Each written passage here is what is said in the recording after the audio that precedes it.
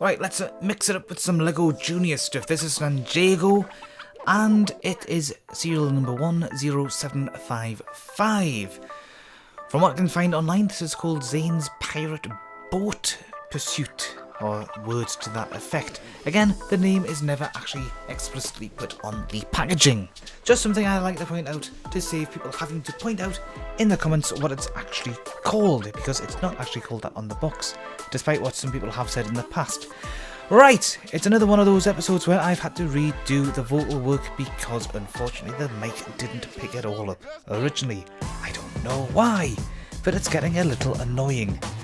Alright, okay, let's take a look at all the outside packaging and so on and so forth. We've got that side here, it's Juniors, easy to build, which is true enough when you take a look at what's inside. And there's all the different stuff I can see on the back, all the different sets and so on. There's two sets, there's the boat itself here, which is just all one piece.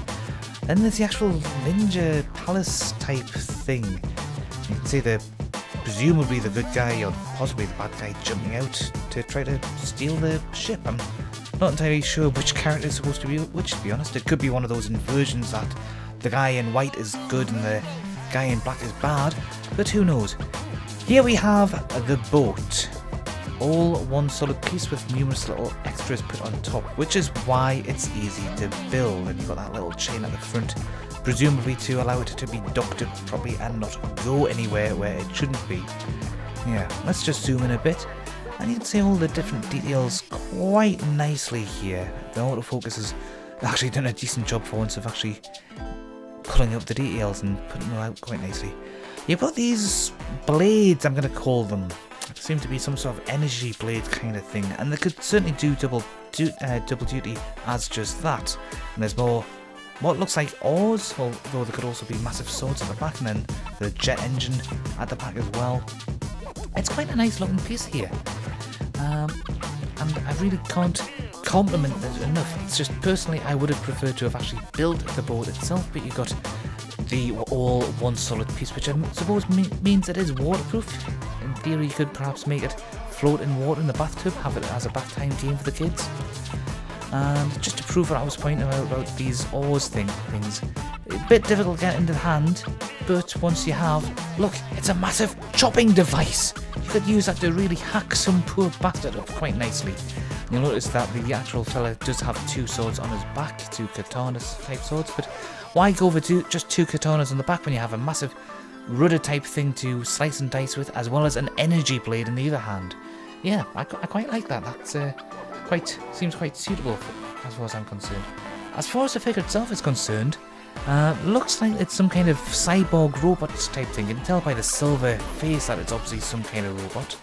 And if we just take that off, you can see that there's a two-bit construction here. You've got the sort of mouth guard kind of thing going around. That's one piece that you put the head on top of, and we take all of that off. And the autofocus fails to work. You can see it's a very angry robot. And those swords actually come out quite easily. The back scabbard obviously holds them in place quite well, but at the same time allows them to be drawn quite easily. Again, just a little bit of an issue getting them into the hand. And what's that? Is that supposed to be some kind of eye on the back, or is it supposed to be some sort of reset switch? Who knows? Who can tell? I'm not really familiar with these characters in any way, shape or form, so I've got no real frame of reference. Let's put that to one side and then bring in the actual set proper. I'm not entirely sure what this is supposed to be. These little flame things seem to be bottles of liquid gas or liquid petroleum or something like that, and just seem to be being used to fire up these gases and fire up the flames and so on and so forth. Let's just position things a bit better here. Yeah, it's...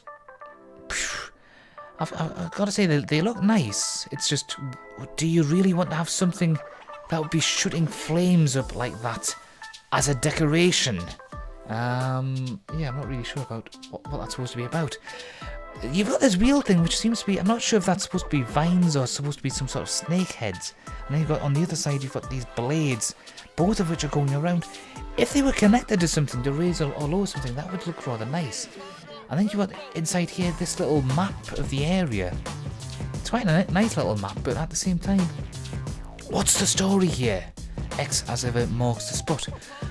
You can leave it on this raised little plinth section and just wonder, what is this supposed to be? It kind of looks like a temple. That looks very much like an altar, but then what kind of priest goes around riding a bike with a red samurai sword and a great big purple horn type thing coming out of the, the front of the bike here? The bike itself is just a standard design. It's just got these extra little bits on to give it a bit more character, I suppose, but I'm not entirely certain what it's supposed to basically reflect as far as the character's concerned. The character's got this face paint kind of thing going on, and I'm just not sure who's supposed to be the good guy here, because this is a rather terrifying look for anyone. Kind of funky designs on the back and the front here. He's got these massive shoulder pad things which completely obstruct his arms from being able to move above his chest height, which doesn't really make it practical in any way, shape or form, but it does make it look funky. And on his bike he looks kind of menacing. Can anybody tell me who between these two characters is supposed to be the good guy and who's supposed to be the bad guy? I'll admit the bike is rather nice, and the back saddle bits, the colour scheme there has grown on me, but I just don't see the point of what that horn thing is supposed to be. If it's impale your enemies at high speed, that kind of suggests he's a bad guy. But I can't really tell who's supposed to be the good guy and who's supposed to be the bad guy here. Is it the classic case of white equals good guy and black equals bad guy?